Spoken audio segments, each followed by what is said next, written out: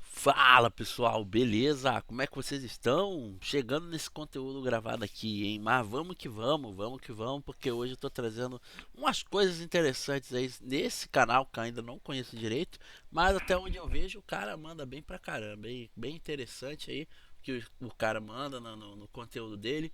E resolvi estar trazendo aqui para vocês darem uma olhada comigo e reagir junto. Bora lá?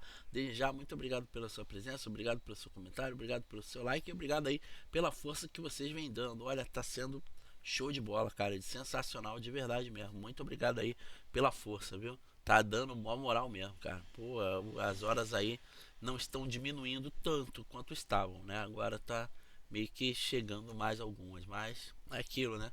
Trabalho árduo até conseguir o que a gente quer. Mas bora lá. Ó, aqui é o canal Seja Geek, tá? Como vocês podem ver aqui, ó, canal Seja Geek, tá? Interessante, né, o nome. Vamos ver aqui qual é. Aqui é o conteúdo do cara, tá? Vários conteúdos interessantes e eu trouxe uns vídeos legais aí pra gente estar podendo dar uma olhadinha. Bora lá? Vamos ver aí o que o rapaz disse sobre algumas coisas da nossa cultura, a cultura nerd. Vamos lá então. Vamos aqui, ó. Já começa assim: Predador Raiz versus Predador da Disney, a caçada que decide uma era. Bom, eu ainda não vi esse Predador da Disney, né? Então eu não sei, não vou saber muito o que dizer, mas é muito provável que eu concorde com bastante coisa que ele vai falar aí sobre esses predadores, porque a gente sabe muito bem que desde que foi lançado aqueles outros, né, os antigos, depois que lançaram os novos aí, tentaram reviver a franquia, não deu muito certo, né? Eu acho que a moto passando é incrível, incrível, só passa na hora errada. Até deu chute. Então, eu acho que os filmes que saíram mesmo de Predador não foram tão legais, né? Eu acho que o último mais interessante ali é aquele Predador versus Alien, ou Alien versus Predador, não lembro agora qual é a ordem, mas acho que foi o melhorzinho. E o 2 até o 2 já tava legalzinho, mas já tava começando a ficar meio estranho. Mas, dali pra frente, só vieram filmes ruins de Predador, o que é uma pena, né? Mas vamos ver. Se bem que nem o Alien também, né? Realmente trouxe aquilo que os fãs queriam, porque o Prometheus ele é legal, eu acho ele muito legal, mas ele ainda não tem muito daquela essência do Oitavo Passageiro, por exemplo. Ele tenta trazer, ele tenta se manter, mas eu acho que não consegue. Mas se ignorar o filme de 84, que é bem difícil, né? Você consegue, sabe, ver que é um filme bom, né? Tem o Prometheus aí, depois tem o segundo lá, que agora eu nem me recordo o nome, é Alien Prometheus e Alien Covenant, né? É bom também, mas ainda se você só seguir o Prometheus e depois o Covenant, aí beleza, show de bola. Mas se não, não dá, mano. Não dá, porque a ideia ali de os engenheiros e tal é uma ideia nova que eu acho que se segura para essa nova franquia. Para a antiga já não se segura muito não. Entendeu? Já não acho que tem a ver, mas, né? Mas bora ver aí. E o Predador só caiu, né? Só caiu. Aquele Prey, então, puta que terrível aquilo ali. Mas bora dar uma olhada aqui. Vamos ver o que o rapaz tá falando aí. Deixa a sua opinião aí nos comentários pra gente trocar uma ideia. Fala aí a sua opinião sobre Predador. Ó, diz aí que eu tô querendo saber. Beleza? Bora lá. Opa, pera aí. Eu e minha mania de não ligar o microfone. Agora com certeza melhorou até mesmo o áudio, né? Mas bora lá, ainda bem que tem o microfone aí da webcam. Bora lá. Bem-vindos ao Batalha Multiversal no canal Seja Geek. Pera aí, o Drist Durden tava ali? Ao Batalha Multiversal Ah não, pensei que era o Drist Durden. no canal Seja Geek. Na batalha anterior, Kick-Ass trombou de frente com Scott Pilgrim num multiverso que parecia ter sido desenhado por um adolescente hiperativo. Pior que tá ali do lado desse vídeo. Com uma caneta neon na mão. De um lado, o herói amador que apanha como poucos na ficção moderna. Do Outro, o garoto que transforma insegurança emocional em golpe especial com barra de energia. E se você perdeu essa loucura, o card tá no final esperando você. Depois dessa batalha aqui, claro! Hoje, o multiverso decidiu brincar com a gente. De um lado, o predador raiz, o caçador bruto, primal, fedendo. Qualquer dia eu vou trazer, vou procurar um vídeo contando a história dos Yautja, dos predadores. Eu vou procurar e vou trazer, que é bem interessante, viu? Tendo selva e tradição. Aquele que te olha como se já tivesse decidido qual parte do seu corpo vai colecionar. Do Outro, o predador da Disney. A versão de Terras Selvagens 2025, que chega com um visual mais moderno, cinematográfico, pensado para relançar a franquia com cara nova. O traje é horrível, na minha opinião, tá? Mas sem perder o brilho mortal no olhar. É o choque de eras. O terror dos anos 80 contra a reinvenção estilosa para um público global. Esse out aqui tá estranho, tá parecendo que tem, sei lá o que ele tem, falta alguma coisa, falta horror nessa face aqui. Isso aqui tá quase risível. Aperta a máscara, calibra a mira térmica, continua comigo e pega essa visão. Foi mal, gente. Mas é rápido.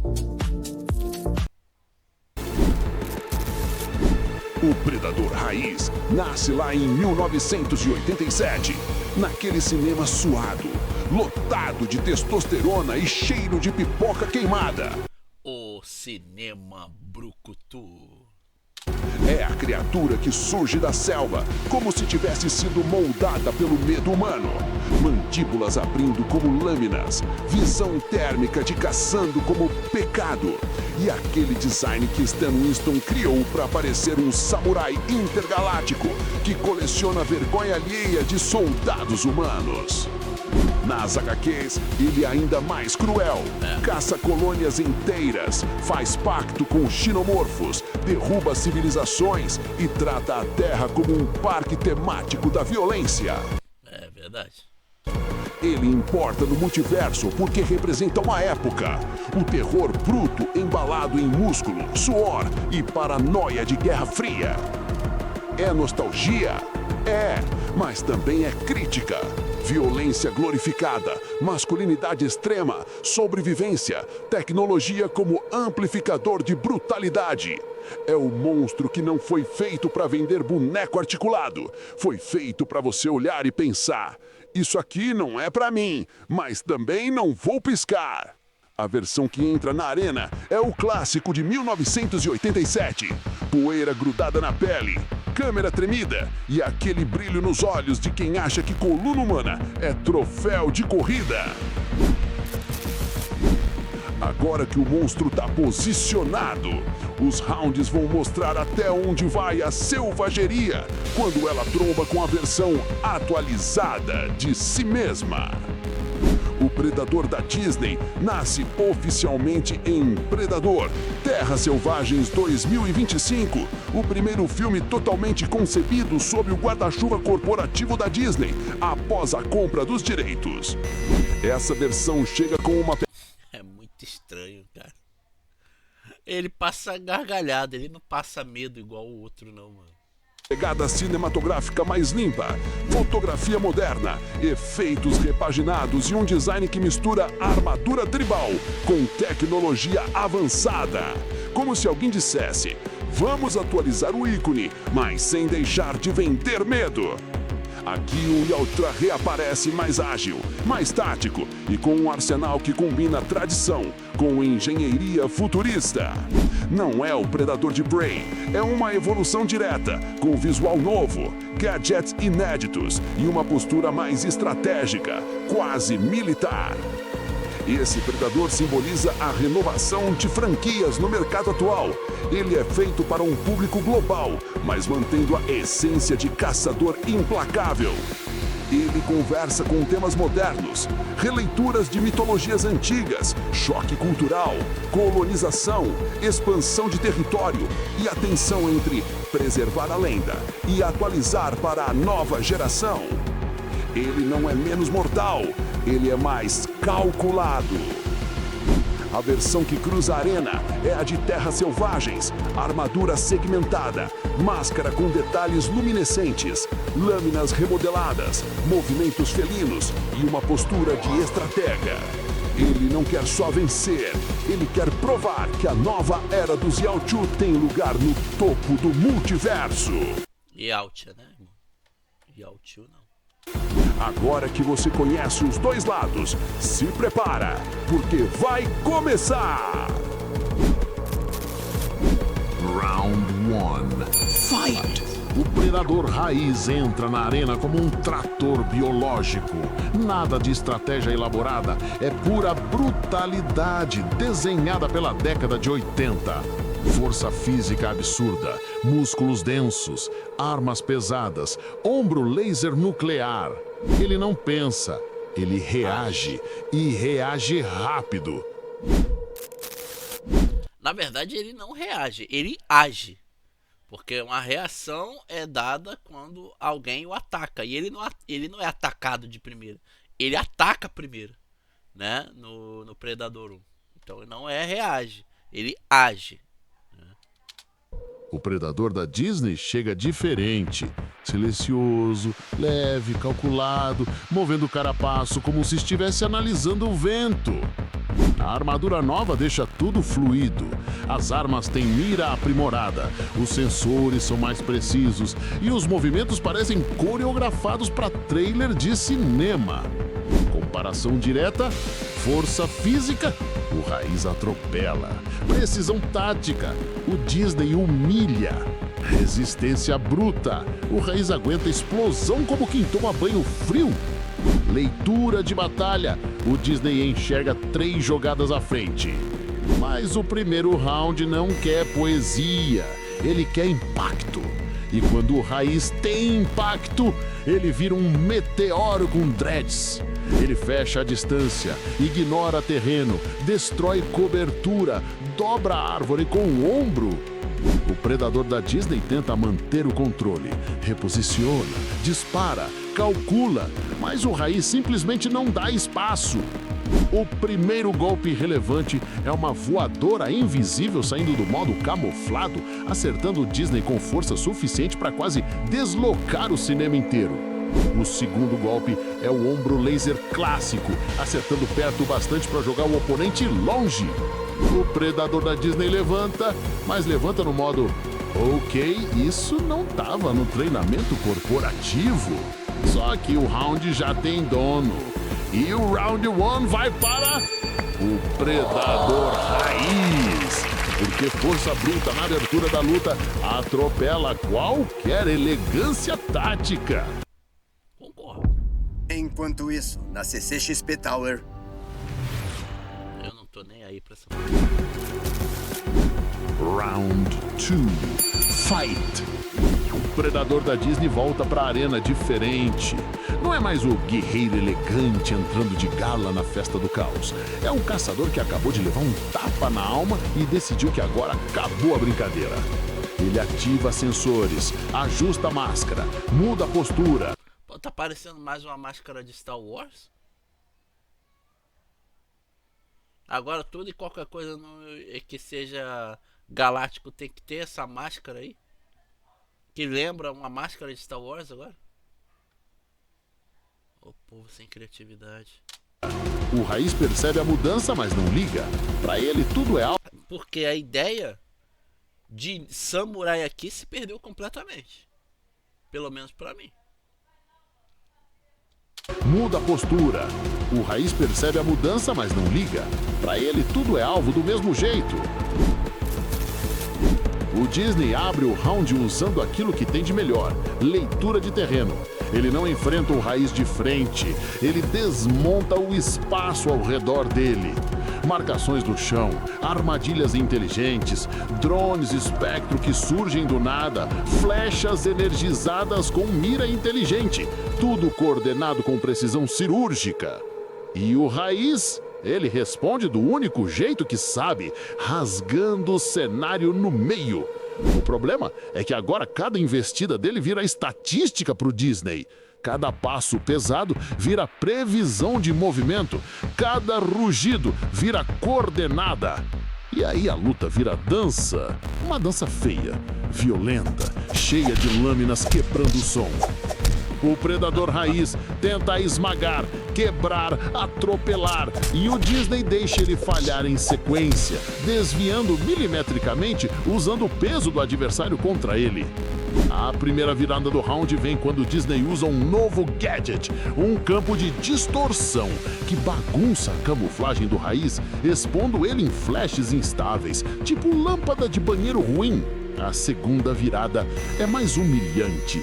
Ele aciona um arpão retrátil e prende o Raiz no tronco de uma árvore, só para mostrar que consegue. Claro, o Raiz arranca o arpão na força bruta, mas agora ele tá sangrando, cansado, irritado, e irritação é música para os ouvidos do Disney. Porque é descontrole total, né? O ataque final do round é uma sequência coordenada de golpes rápidos, lâmina curta, flecha teleguiada, explosivo leve e um chute que joga o Raiz de joelhos. É o tipo de cena que deixa claro quem ditou o ritmo. E o round 2 vai para o predador da Disney. Porque inteligência tática, quando usada no volume máximo, transforma bruto em presa. Tá curtindo? Tô gostando não, hein? Tem que ser o Raiz o vencedor. Então deixa o like, se inscreve e comenta Eu Hype pra ajudar o Seja Geek. Round 3. Fight! Agora não tem mais trilha épica. Agora é pessoal. O predador Raiz entra na última rodada na base do ódio ancestral. Sangue neon pingando, respiração pesada, músculos tremendo. O cara parece um tanque sobrecarregado prestes a explodir. O predador da Disney entra calado. É muito estranho esse predador da Disney, cara. Muito estranho, muito estranho. Ele sabe que o Raiz vai pra cima. Ele sabe que não tem mais casca pra segurar muita porrada. E ele sabe que o próximo erro é o último. O round começa com aquilo que todo fã ama: camuflagem dos dois lados ao mesmo tempo. É o momento em que a luta vira caça. Quem errar primeiro perde. E quem erra primeiro é o Raiz. Ele ataca de forma tão direta que o Disney prevê o movimento, escapa por centímetros e responde com um golpe que acerta exatamente onde a armadura do Raiz já estava fraturada. O Raiz cambaleia, tenta contra-atacar, mas agora o Disney controla o fluxo. Cada golpe dele é uma sentença. Só que o Raiz tem uma vantagem: instinto puro. Ele luta como Pensei que ia ser a bomba. se não tivesse amanhã. E por um momento, parece que vai virar o round. Ele agarra o Disney pela garganta, levanta do chão e prepara o golpe final. Um clássico arrancar de coluna que faria o público levantar da cadeira. Mas é aqui que o predador da Disney prova por que ele é a evolução. Com um movimento preciso, rápido, quase imperceptível, ele aciona uma lâmina de energia curva que corta o braço do Raiz de raspão o suficiente para liberar a pressão e escapar da execução. E aí, numa jogada que parece saída direto do storyboard, ele usa o impulso, sobe pelas costas do Raiz, encaixa um dispositivo novo no pescoço e ativa um disruptor neural. O Raiz cai de joelhos, não morto, não derrotado por violência, derrotado por estratégia. E o round 3, por mais surreal que pareça, vai para o predador da Disney. Porque evolução vence tradição quando tradição não consegue prever o próximo passo. E segundo a própria Faora, em Homem de Aço, a evolução sempre vence. Concordo. No fim das contas, essa luta não foi só sobre força, tradição ou tecnologia. Foi sobre duas eras se encarando no espelho. Cara, muita diferença, cara. Esse aqui dá pra rir. Esse dá pra rir. Esse aqui é medonho. Esse é medonho. Esse aqui é pra rir. Uma pena. Uma moldada no suor dos anos 80, a outra lapidada pela mão firme do cinema moderno. O Predador Raiz esmagou no Round 1. O Predador da Disney devolveu na mesma moeda no Round 2. E no Round 3, a evolução mostrou que quando o instinto encontra a estratégia, o futuro vence o passado por um fio. Vitória geral, Predador da Disney! Mas vitória suada, cheia de sangue neão e cheiro de selva queimada. Agora, respira, porque o multiverso tá longe de acabar. Essa batalha aqui é só mais um capítulo da espiral maluca que conecta todos os vídeos do canal. E se você tá acompanhando essa nova fase, já percebeu que alguma coisa grande tá se aproximando. O próximo confronto já tá em movimento. As linhas narrativas estão se espalhando. Os rastros de energia, as camadas de realidade, as pistas que você não percebeu ainda, tudo já tá plantado. E você segue achando que os predadores eram o topo da cadeia? Ou será que tem alguém ou algo chegando para reivindicar o trono? Continua comigo! Não são os aliens, mas quem são? Bom, achei interessante. Eu queria que o Predador Raiz ganhasse, mas tá certo, a evolução realmente concordo, a evolução ela sempre vence. Até porque a estratégia, quem tem estratégia tem um passo à vitória, né? Então, concordo. Legal. Vamos para o próximo aqui. O próximo é este aqui, ó. Lex Luthor, o vilão que tinha razão. A psicologia por trás do careca. Gostei.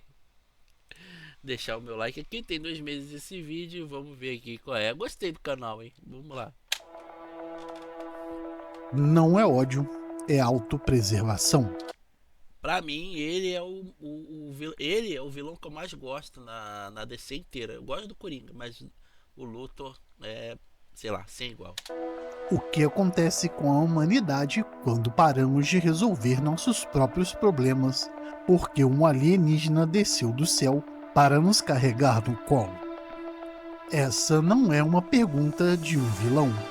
É a pergunta de um homem que olha para o Superman e vê o fim da era humana.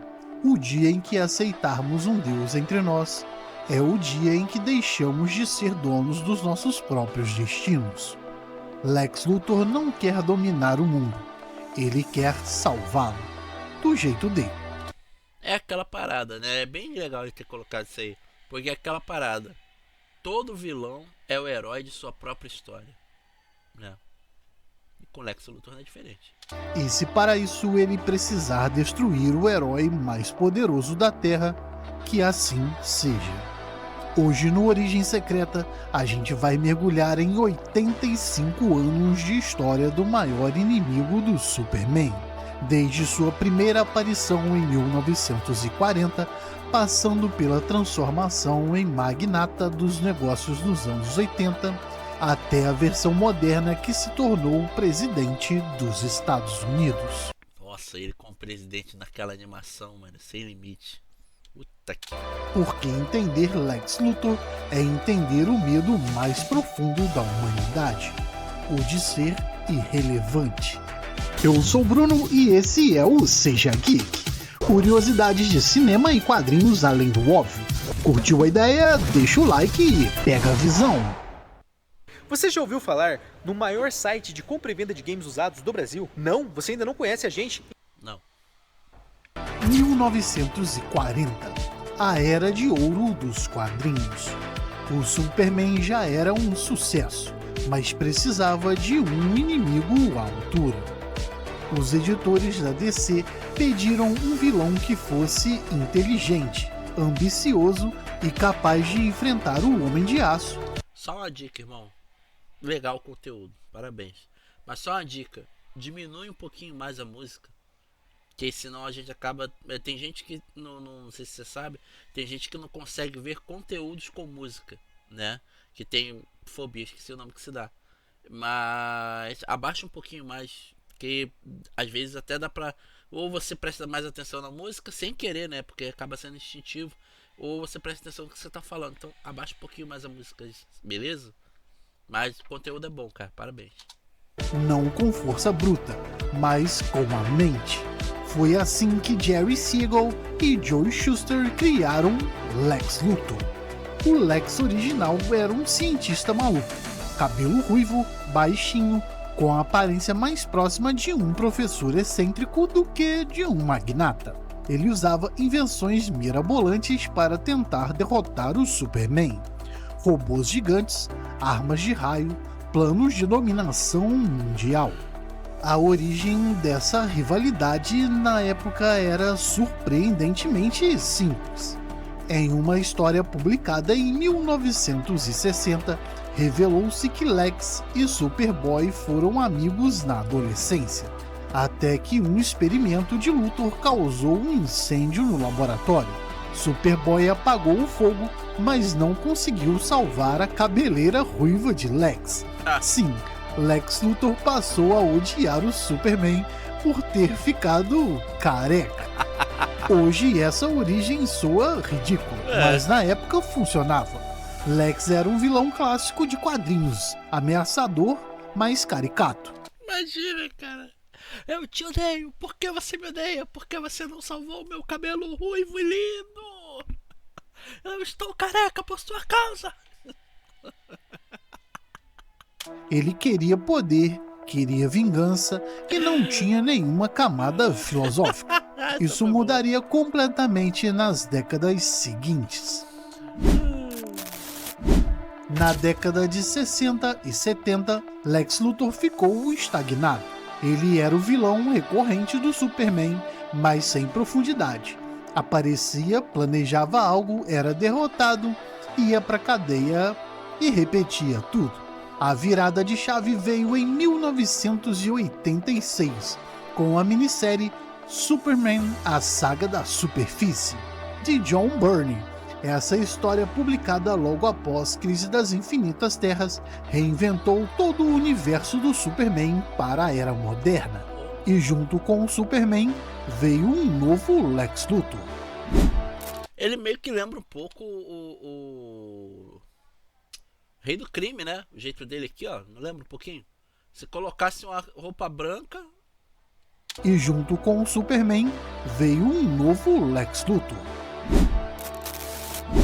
Em 1986, John Byrne assumiu o desafio de modernizar o Superman, e sua maior contribuição foi transformar Lex Luthor. O Lex Byrne não era mais um cientista maluco fugindo da polícia. Ele era o homem mais rico de Metrópolis, dono da LexCorp, um império que dominava a tecnologia, a mídia e a política da cidade. Ele usava terno, não jaleco, falava em entrevistas coletivas, não em laboratórios escondidos, e sua guerra contra o Superman não era pessoal, era ideológica. Para esse Lex, o Superman era uma ameaça à autonomia humana. Ele dizia: se as pessoas dependem de um alienígena para salvá-las, elas param de evoluir, param de lutar, param de crescer. Curioso. E o mais genial, Lex convencia Metrópolis de que ele era o herói. Ele financiava hospitais, construía prédios, gerava empregos. Enquanto isso, nos bastidores, financiava pesquisas para descobrir como matar o Superman. A LexCorp se tornou um personagem por si só, um símbolo de como o capitalismo pode ser usado como arma. Lex não precisava de um plano de dominação mundial, ele já dominava o mundo. Só faltava eliminar a única variável que ele não controlava: o Homem de Aço. Caraca. Essa versão de Lex Luthor é para muitos fãs a definitiva, e foi a base para todas as adaptações que vieram depois. Legal. Eu não conhecia essa origem aí, bem interessante. Nos anos 90, a DC consolidou o Lex Magnata. Ele aparecia em todas as grandes sagas do Superman, sempre como a mente por trás de cada ameaça. O roteirista Dan Jurgens aprofundou a rivalidade.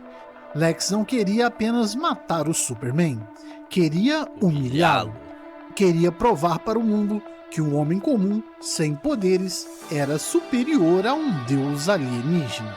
Essa fase também introduziu um elemento novo, a obsessão. Lex gastava bilhões em projetos para derrotar o Superman. Criava armaduras, clonava Kryptonita, financiava vilões como o Apocalipse e perdia. Sempre perdia. Lembrando que o Apocalipse é um clone do Superman, né? Mas cada derrota só alimentava sua convicção. Ele se via como o único herói da história que não tinha superpoderes e que por isso merecia vencer. Foi nessa época que a DC também criou o Lex Luthor Jr., um filho clonado que assumiria o Império enquanto o Lex original fingia estar morto. Caralho. A trama era confusa, mas mostrava o quanto a DC estava disposta a investir no personagem. Nos anos 2000, Lex Luthor daria um passo ainda maior. Sal azul é a única coisa que separa você de um corpo inchado para uma barriga chapada. Não, beba água. Beba água. Faça caminhada. Abdominais. Faça isso. E você não vai ficar com nada inchado. Beba bastante água. Tudo isso aqui, enganação pura. Quem te disse que você precisa de academia depois dos 40 está mentindo para você. A verdade nua e crua é que o seu... Eu tenho 40, meu amigo. E beber água e fazer exercício físico vai muito bem, obrigado. 2000, Lex Luthor atinge o ápice do poder. É eleito presidente dos Estados Unidos. A ideia era tão absurda quanto genial. O maior inimigo do Superman agora controlava o exército, a inteligência nacional e a opinião pública. Ele não precisava mais de Kryptonita. Ele podia simplesmente declarar o Superman uma ameaça à segurança nacional. Essa fase, criada por Greg Rock e Jeff Jones, mostrou um Lex Luthor mais perigoso do que nunca. Ele usava a máquina estatal para perseguir heróis, para desacreditar a Liga da Justiça e para se promover como o verdadeiro protetor da América. O arco mais famoso dessa era foi Presidente Lex, onde ele enfrenta uma invasão alienígena não como um super-herói, mas com diplomacia e poder militar. Ele prova, pelo menos para o público americano, que um humano pode fazer o trabalho de um deus. Mas a verdade, claro, é outra. Lex usava a presidência para seus próprios fins, e quando foi desmascarado, renunciou ao cargo. Mas a semente estava plantada. Lex Luthor havia mostrado que um homem comum poderia, sim, desafiar os deuses. 2005, o roteirista Grant Morrison entregou uma das histórias Eu tinha esse quadrinho, mano. mais importantes do personagem, Grandes Astros, Superman.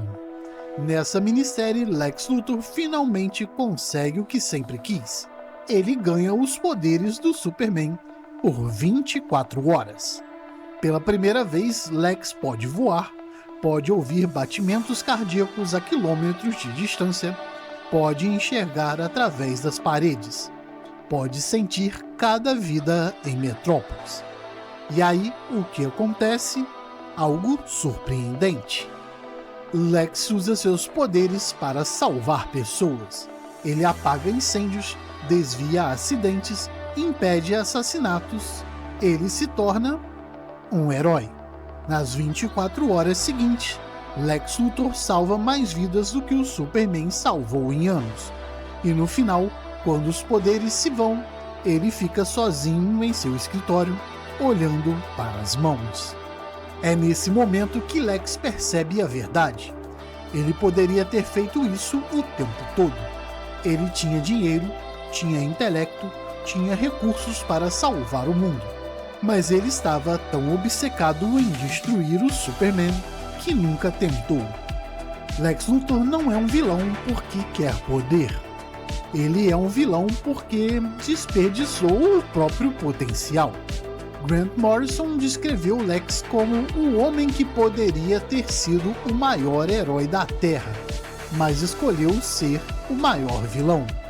Essa é a tragédia. Tudo por inveja e uma ideia distorcida de heroísmo, né? Se bem que a parada que ele fala é bem interessante, né? Que se as pessoas ficarem dependentes demais de um herói, por exemplo, elas vão, né, enfraquecer. Tragédia de Lex Luthor. Assim como o Coringa, Lex Luthor foi interpretado por diferentes atores ao longo das décadas, e cada um trouxe uma camada diferente ao personagem. Em 1978, Richard Donner lança Superman, o filme. Gene Hackman assume o papel de um dos melhores Lex até hoje. Lex Luthor, e sua versão é humorística, caricata, quase trapalhona. Ele ri de si mesmo. É o Lex da Era de Ouro, adaptado para um público que ainda não levava quadrinhos a sério. 2001, a série Smallville estreia, e Michael Rosenbaum, que também é um Lex bem interessante. E seria muito legal ver ele num filme, cara. entrega uma das versões mais aclamadas do personagem. Seu Lex Luthor é trágico. Ele começa como um amigo de Clark Kent, quase um irmão, e temporada após temporada a gente vê ele se corrompendo, se tornando o vilão que todos sabiam que ele seria. Rosenbaum mostrou que Lex não nasce monstro, ele é criado. E Jesse Eisenberg entregaram o pior Coringa de todos os tempos. Lex Luthor. Desculpa, eu confundi. O pior Lex Luthor de todos os tempos. É que ele parece o Coringa. Ele tentou ser o Coringa, não o Lex Luthor. Diferente de tudo que veio antes. Uma bosta. É um Lex moderno, tecnológico, nervoso, quase psicótico. Mimado. Ele fala rápido, age por impulso e parece mais um gênio da tecnologia do Vale do Silício do que um magnata tradicional. É um bosta. A versão dividiu opiniões, mas trouxe Lex para o século XXI. Em 2025, James Gunn e 2021 apareceu ali. Nicholas Hoult apresentaram um novo... Não assisti, não me interessa, não quero ver, quero que esse filme se lasque. Lex no cinema. E aqui fica a pergunta: o que você acha desse novo Lex Luthor?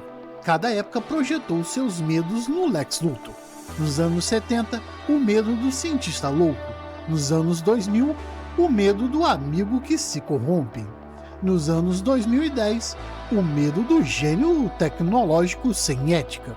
E em todas as versões, uma coisa permanece: Lex Luthor odeia o Superman porque ele representa algo que Lex nunca terá: bondade sem interesse. Se você perguntar a qualquer fã qual é a melhor versão animada do Lex Luthor, a resposta é unânime. Vamos ver se é unânime. Vamos ver se é unânime. Vamos ver se é unânime. Pra mim, Liga da Justiça e Liga da Justiça Sem Limite é a melhor versão do Lex Luthor animado pra mim. Pra mim. Vamos ver. Liga da Justiça Sem Limites. A voz de Clancy Brown deu a Lex uma presença imponente, fria, quase monstruosa. E os roteiristas do desenho, especialmente Downey McDuffie, entenderam o personagem como poucos. O episódio Questão de Honra é um dos melhores já feitos sobre Lex Luthor. Nele, ele é eleito presidente. E a pergunta que o episódio faz é: o que acontece quando o vilão vence?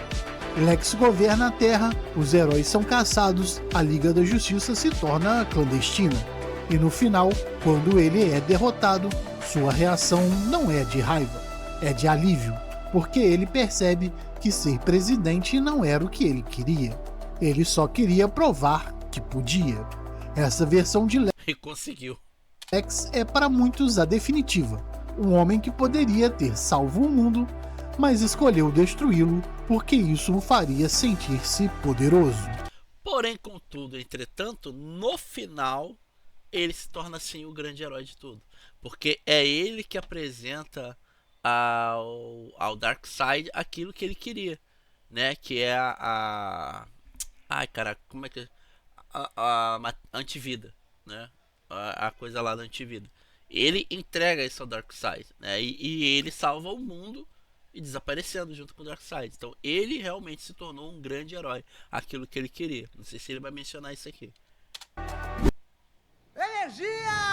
Várias formas de falar, uma de resolver. Snickers mata a sua fome. Snickers é bom pra cacete. E o que Lex Luthor representa no final das contas? Ele representa o medo da irrelevância. O medo de que não importa o quanto você se esforce, sempre haverá alguém melhor, mais forte, mais bondoso. Ele representa o ego, a incapacidade de aceitar que o mundo não gira em torno de você, que suas conquistas, por mais impressionantes que sejam, não te tornam superior a ninguém. E ele representa a tragédia do potencial desperdiçado. Lex Luthor poderia ter sido o maior herói da Terra. Ele tinha um intelecto para curar doenças, tinha o dinheiro para acabar com a fome. Cara, ele tem o intelecto para curar doenças. Tanto que naquele filme A Morte do Superman, ele descobre a cura para o signo do zodíaco, que eu não gosto de falar o nome da doença. Lá, ele descobre. Só que ele prefere fazer com que isso não seja divulgado e transforme a cura, na verdade, em doses de remédio ali caríssimos para que ele continue lucrando. Doido, né? Tinha influência para unir a humanidade, mas ele escolheu ser o vilão, porque ser herói exigiria humildade, exigiria admitir que existe alguém melhor do que ele. E o ego dele jamais ia permitir isso. E o ego de Lex Luthor nunca permitiria isso. Caraca! Lex Luthor não odeia o Superman por ser um alienígena. Ele odeia o Superman por ser bondoso.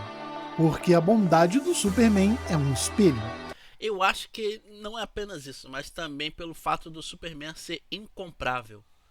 Ele não conseguiria comprar o Superman com nada no mundo, nada.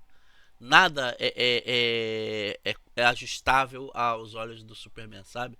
Ele não pode ser comprado com dinheiro, não pode ser comprado com nada, porque a única coisa que o Superman quer de verdade é só salvar as pessoas, tentar manter a paz, esse tipo de coisa. E isso é complicado pro Lex, para ele, porque é aquela parada, né? Se você, por exemplo, se você não pode destruir um deus, você pode prendê-lo, né? E nem isso ele pode fazer, nem prender o Superman ele pode. Quer dizer, ele até pode, se ele jogar lá uma sala repleta de kryptonita e tudo mais, isso ele consegue, mas como que ele vai conseguir capturar o Superman, né? Então tem toda essa ideia, é muito legal, cara, muito legal esse vídeo, por sinal. Ela mostra a Lex o que ele poderia ter sido, e ele não consegue suportar isso. 85 anos de história, de cientista louco a magnata, de presidente a filósofo, e no final, Lex Luthor continua sendo o mesmo homem. Um gênio que nunca aprendeu a lição mais simples de todas. O poder não corrompe, ele revela. E você, qual a sua versão favorita do Lex Luthor? A do desenho. O cientista maluco da Era de Ouro, o magnata dos anos 80, o presidente ou a versão trágica de Michael Rosenbaum? Deixa nos comentários, a gente quer saber. Se você curtiu essa viagem pela mente do maior vilão da DC, dá aquele like, inscreve-se no canal, ativa o sininho, porque semana que vem tem mais Origem Secreta.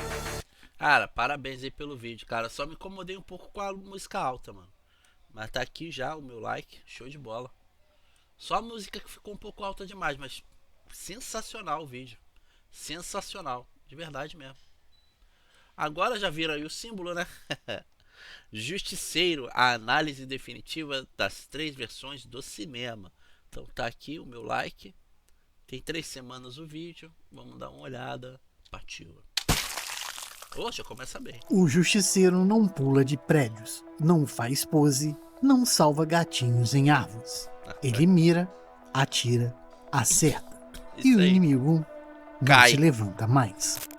Mas no cinema, 3 atores tentaram vestir a caveira.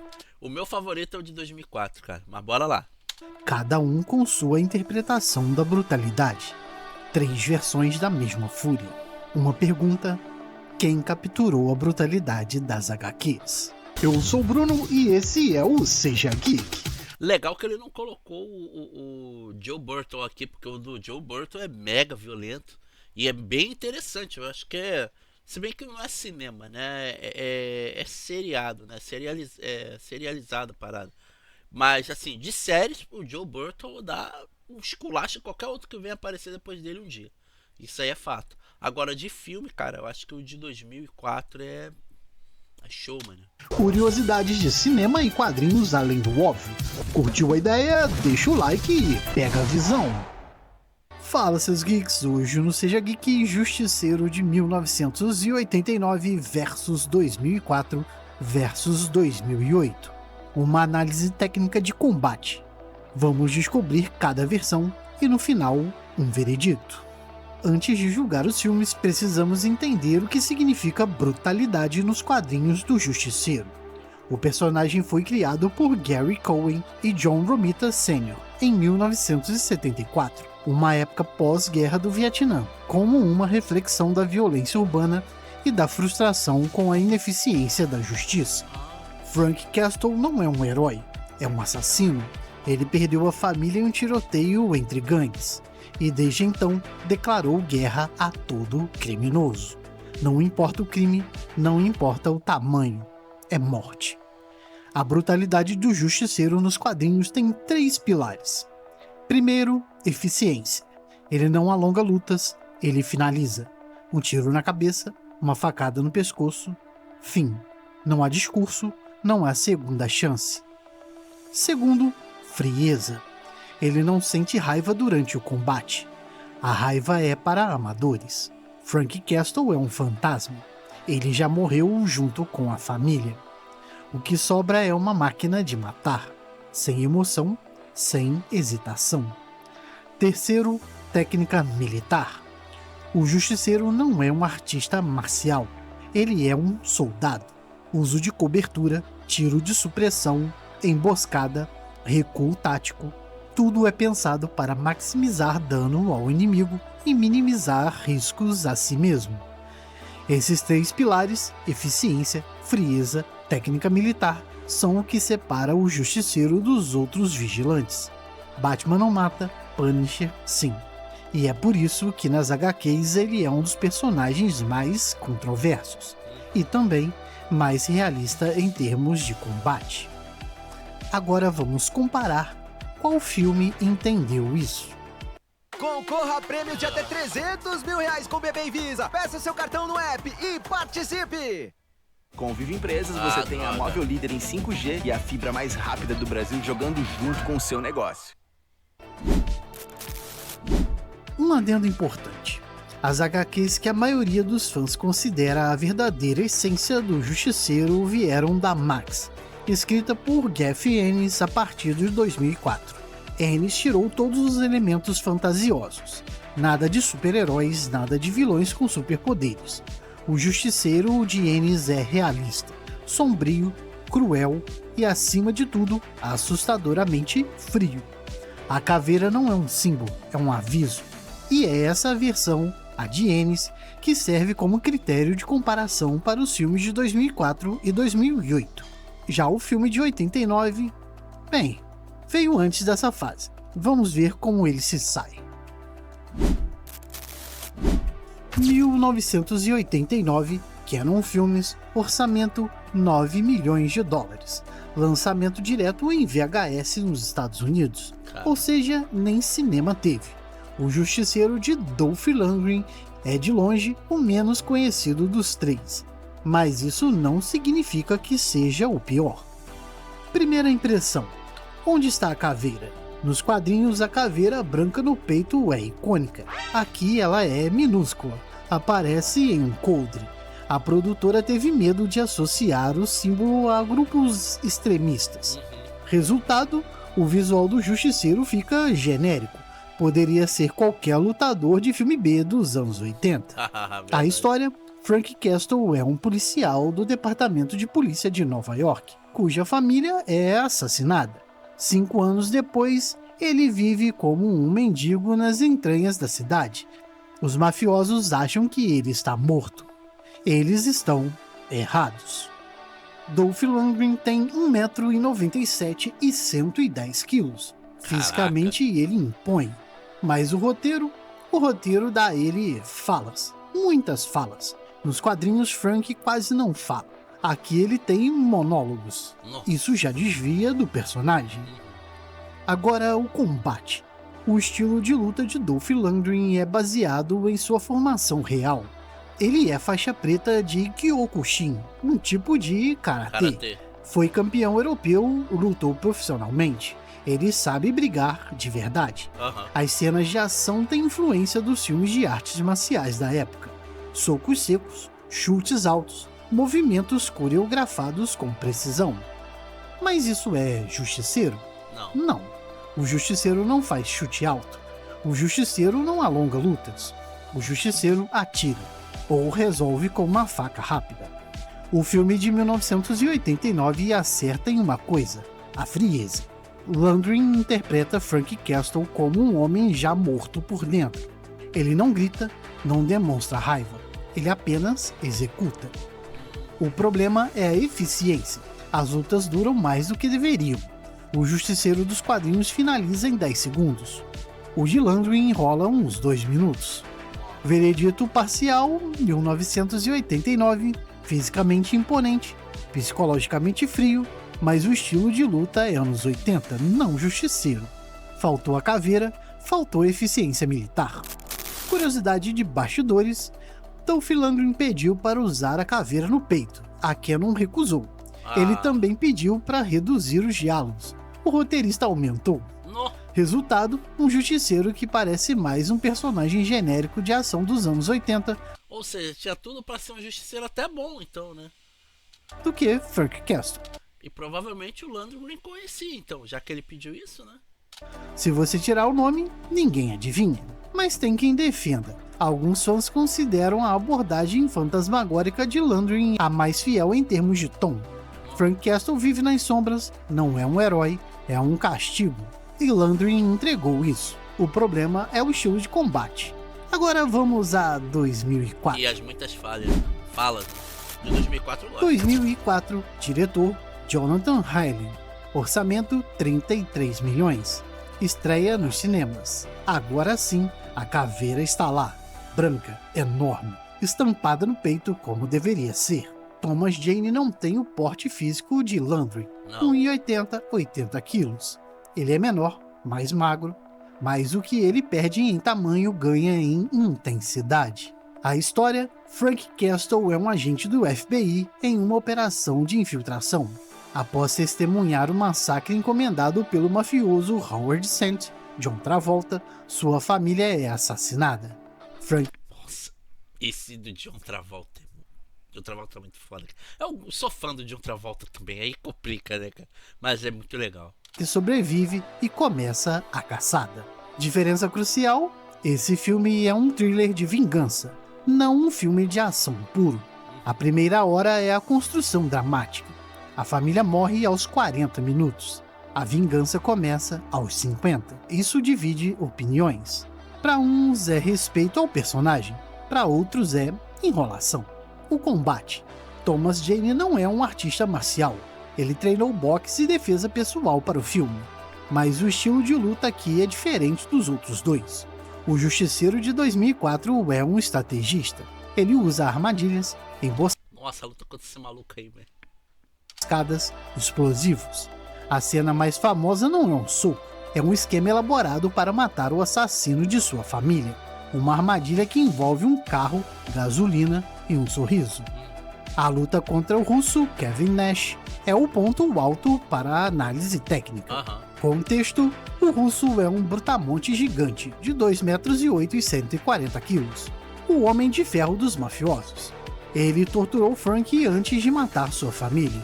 No confronto final, o justiceiro está machucado, sangrando, quebrado. A luta dura quase 10 minutos, e isso é totalmente ao contrário do justiceiro dos quadrinhos. E inaceitável, né? Mas eu gosto do filme, tá? Mas Henry justifica: Frank quer que o russo sofra. Ele não merece um tiro rápido, merece uma morte lenta. Tecnicamente a luta é feia, desengonçada, os dois se arrastam pelo chão, Frank usa uma faca, usa os dentes, ele morde a bochecha do russo, usa um cano, usa uma explosão de gás. No final, ele desaba o estacionamento inteiro em cima do inimigo. Eficiência, 0. Frieza, nem tanto. Frank está claramente sentindo raiva. Técnica militar, não. Isso é improviso puro. Mas honra a resistência. Frank Castle não desiste. Mesmo quebrado, ele encontra um jeito, e isso, sim, é fiel ao personagem. E o que o filme de 2004 acertou? Primeiro, a caveira. Ela está lá, aparece como símbolo de terror. Os criminosos veem a caveira e sabem: a morte está chegando. Segundo, a tortura psicológica. O filme dedica tempo a mostrar como Frank Castle pensa. Ele não sai atirando, ele planeja. Ele quer que os inimigos saibam que ele está chegando. Terceiro, Thomas Jane. Ele pode não ter o porte, mas ele tem o olhar, o vazio, a frieza. Especialmente depois que a família... Pô, pior que vendo isso aqui, realmente parece até mesmo um desenho de quadrinho, né? O tipo de olhar aqui assim, ó. Parece mesmo, caraca. Família morre. Você acredita que aquele homem não tem mais nada a perder. O que ele errou? Primeiro, o final. O justiceiro não deveria poupar ninguém.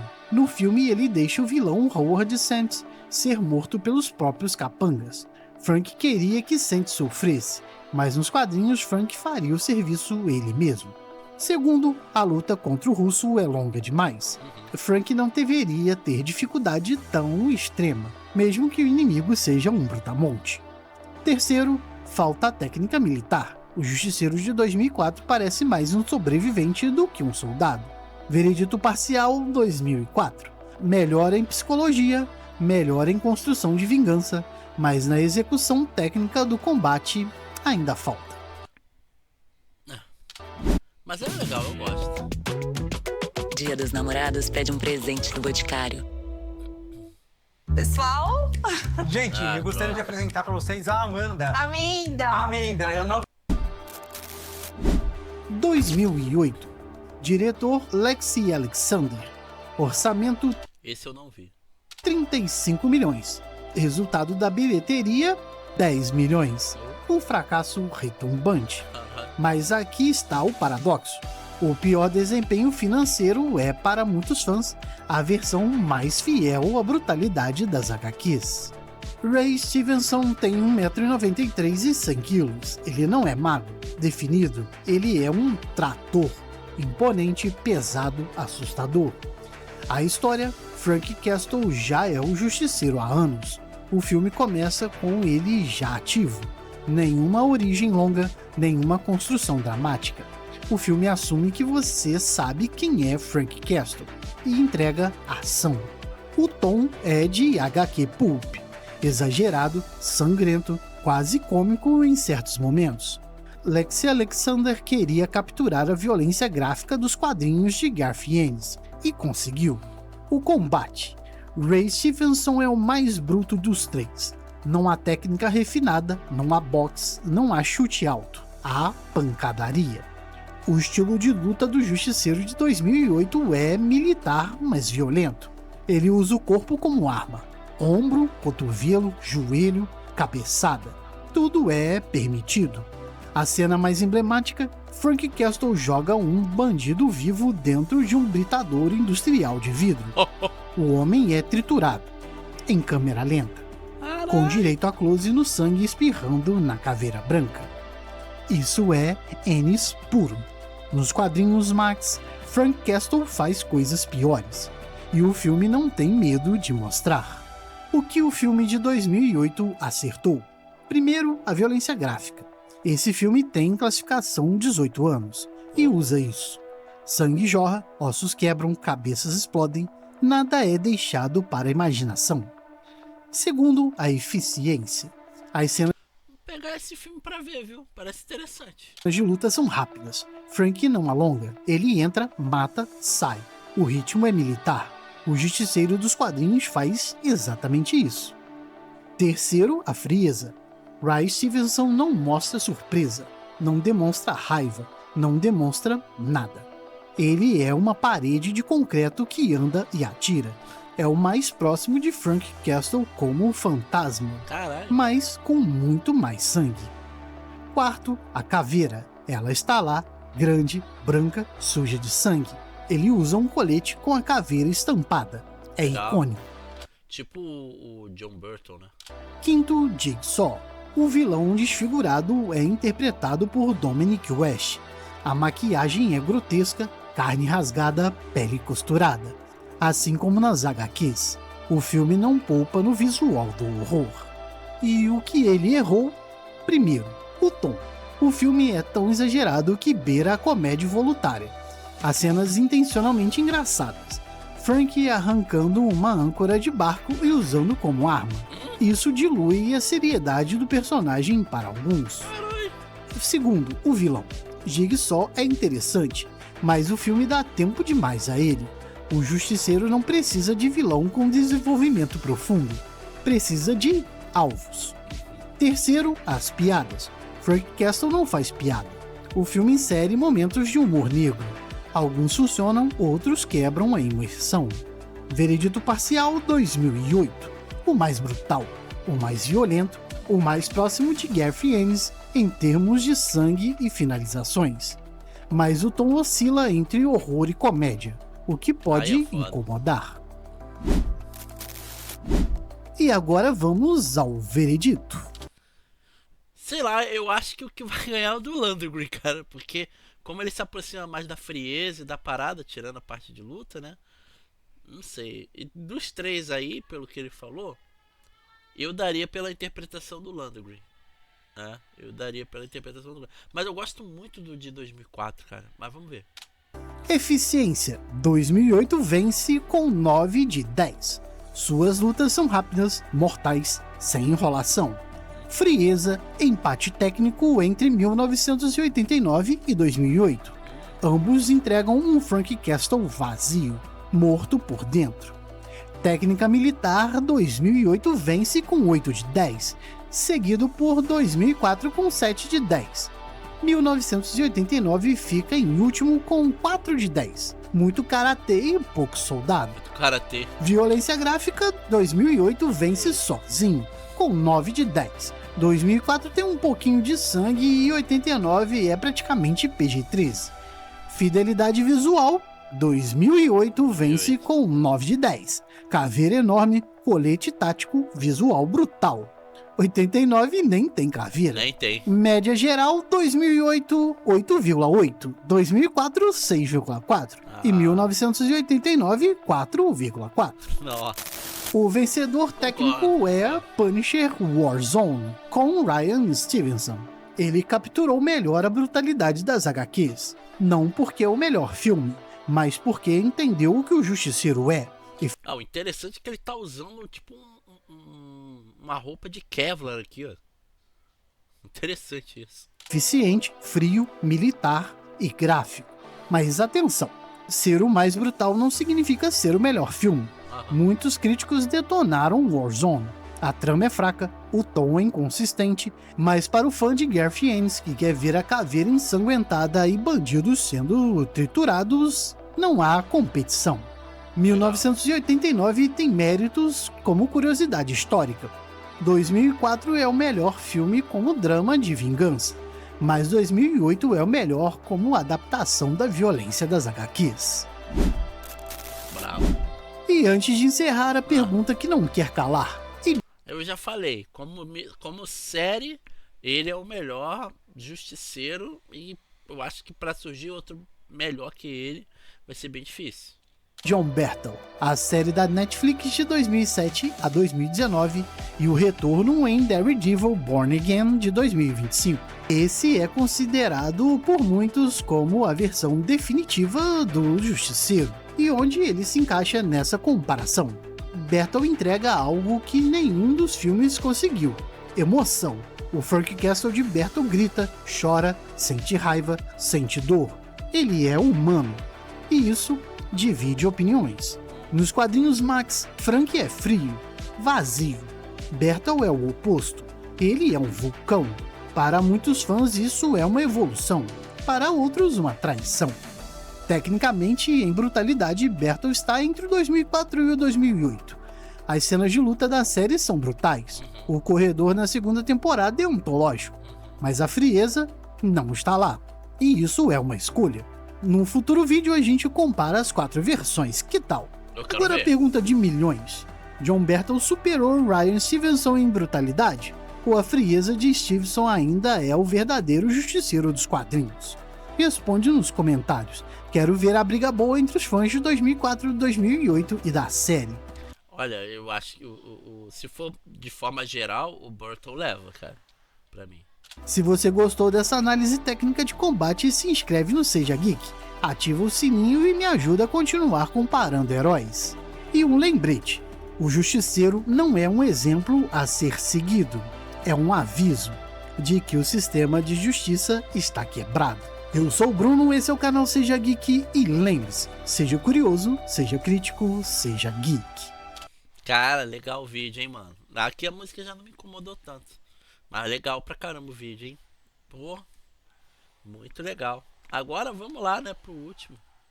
Aqui, ó, deixar o meu like. E ó, por que a queda do Batman no cinema foi uma farsa perto da HQ? Eita, tem um mês o vídeo.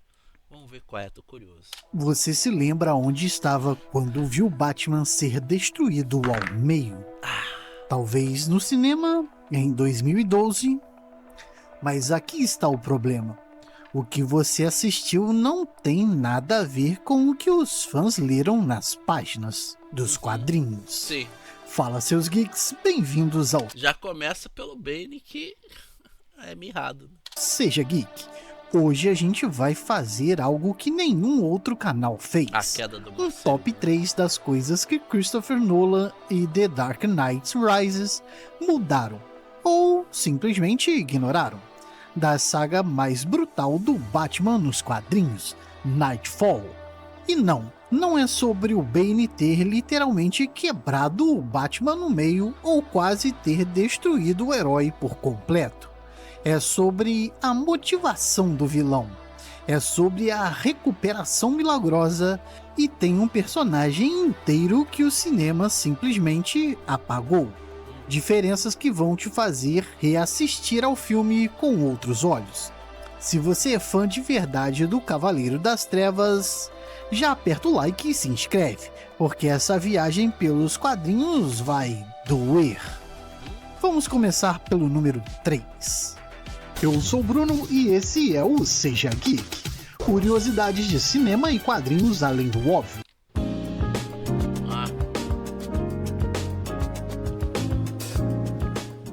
Aproveite o plano premium do Disney Plus. Filmes e séries sem intervalos comerciais por apenas R$19,90 por mês. No lugar, a motivação do Bane. Nos quadrinhos, Bane é um personagem tão complexo quanto o Batman, e pouca gente sabe disso. Vamos lá. No ano de 1993, os roteiristas Doug Mahnke e Chuck Dixon precisavam criar um vilão que não fosse só mais um louco de Arkham. Eles pensaram, e se a gente criasse um anti-Batman? Bane nasceu na prisão de segurança máxima em Santa Prisca. Ele foi obrigado a cumprir a pena do pai, um revolucionário que fugiu, e desde bebê Bane vive atrás das grades. E sabe o que ele fez? Ele estudou. Leu tudo que podia, livros de estratégia, filosofia, ciência. Ele se tornou um gênio dentro da cela. Aos 8 anos ele já havia cometido seus primeiros deletamentos. deletou um criminoso que tentou usá-lo como refém. Aos 12 anos, ele se tornou a cobaia do soro Venom, uma droga que aumenta a força física 10 vezes, mas causa dependência brutal. E aqui está o ponto. Bane odeia o Batman não por ódio, mas por respeito distorcido. Ele quer destruir o Batman para provar que é superior. Para ele, Gotham é uma prisão maior que a de segurança máxima, e Batman é o carcereiro. A frase dele nos quadrinhos é assustadora. Eu serei a coisa que quebra o Batman. Agora vamos para Christopher Nolan. O que o cinema entregou? Bane é um ex-membro da Liga das Sombras, expulso, apaixonado pela Talia al Ghul e age por vingança. Lealdade? O filme nunca deixou claro. A motivação dele é confusa. Ele quer destruir Gotham porque... Sim. Porque Ra's al Ghul queria. Não há uma construção psicológica, não há infância trágica, não há gênio estratégico que passou anos estudando Batman. Enquanto nos quadrinhos Bane é o protagonista da própria história, no cinema ele é só um capanga gigante com uma máscara que parece... Nem tão gigante, né?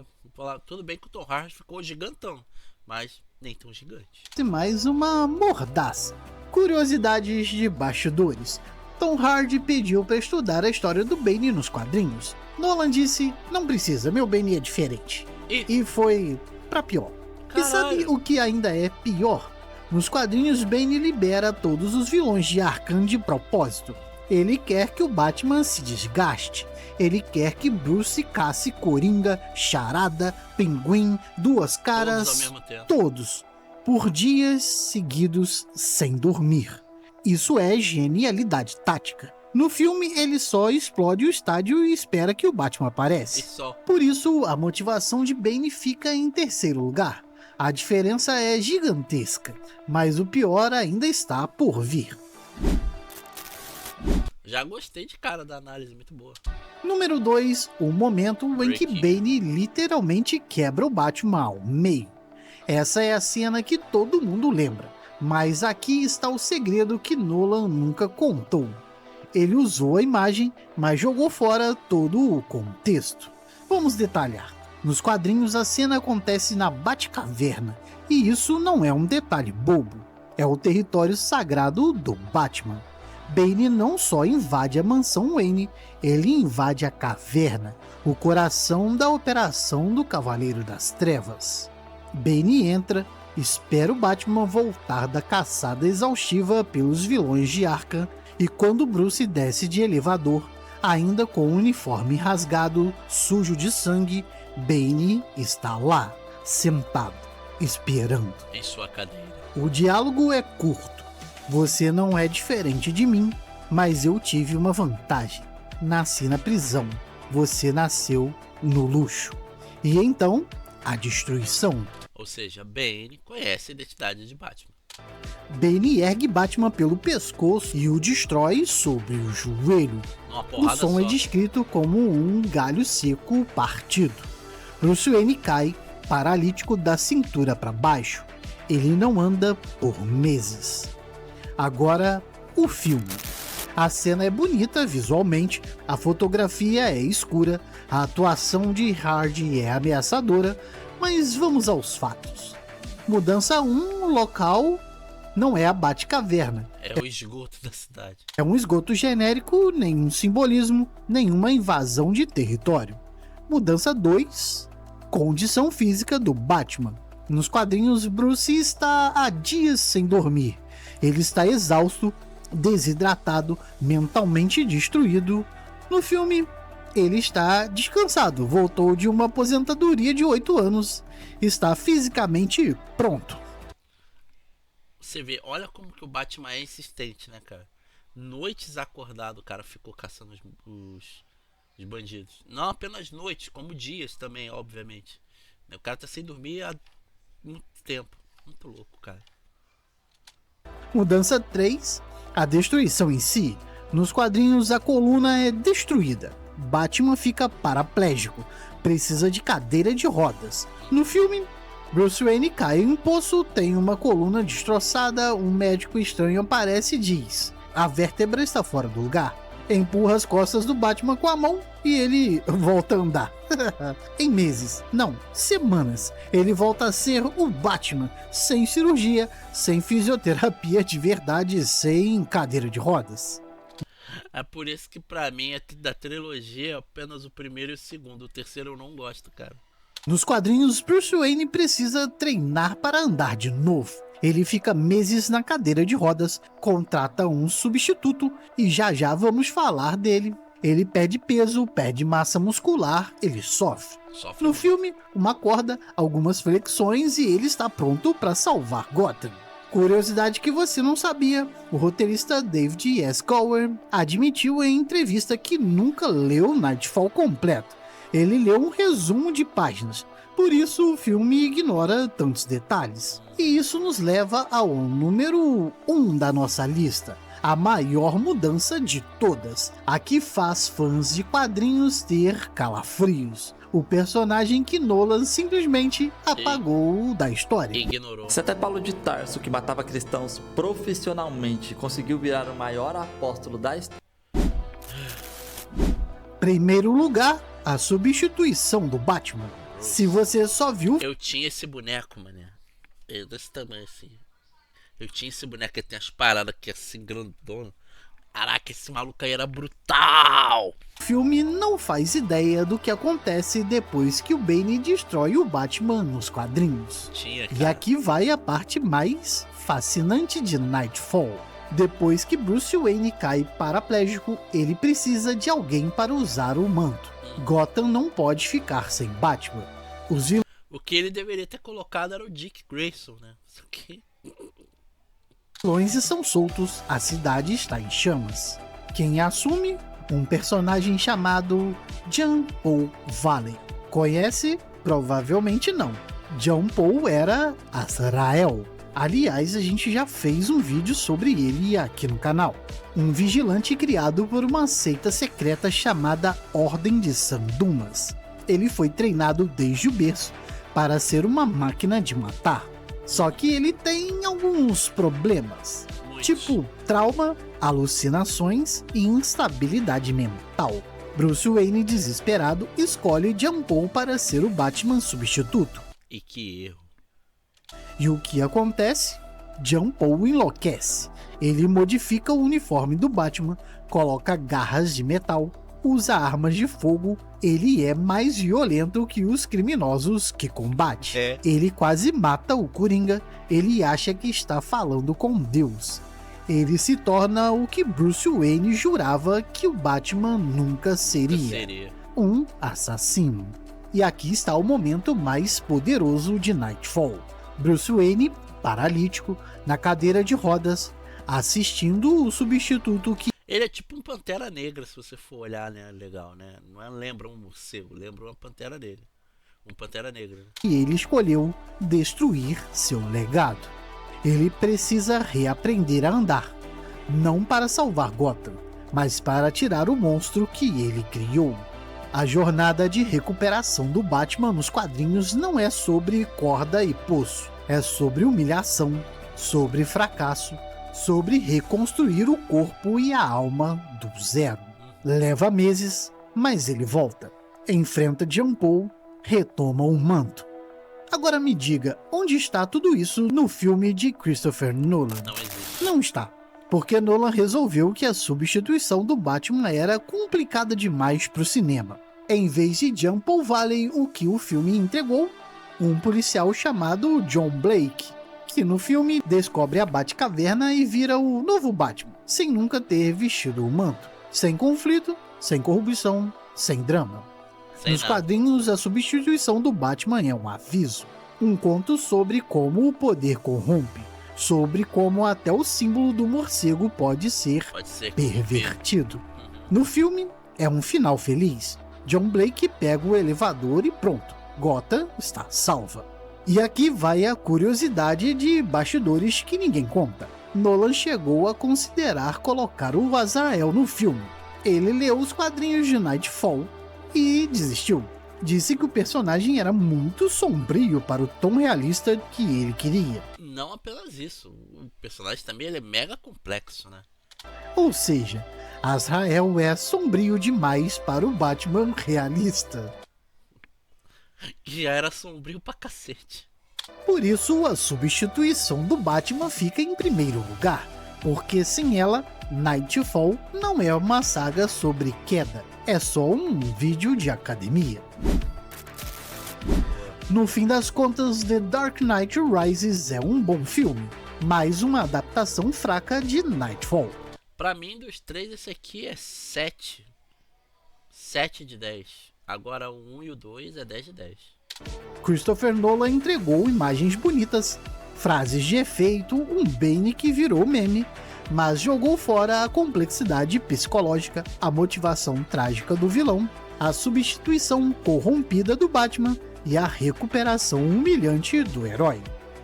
Agora a pergunta de milhões. Você acha que um Batman realista como o de Nolan precisaria passar pela humilhação de uma cadeira de rodas e um substituto corrupto? Sim. Ou o cinema fez certo em simplificar? Mas de repente também ele não fez isso porque ele achou que seria mais de um filme. Ou seja, ao invés de ser 3, seriam 4.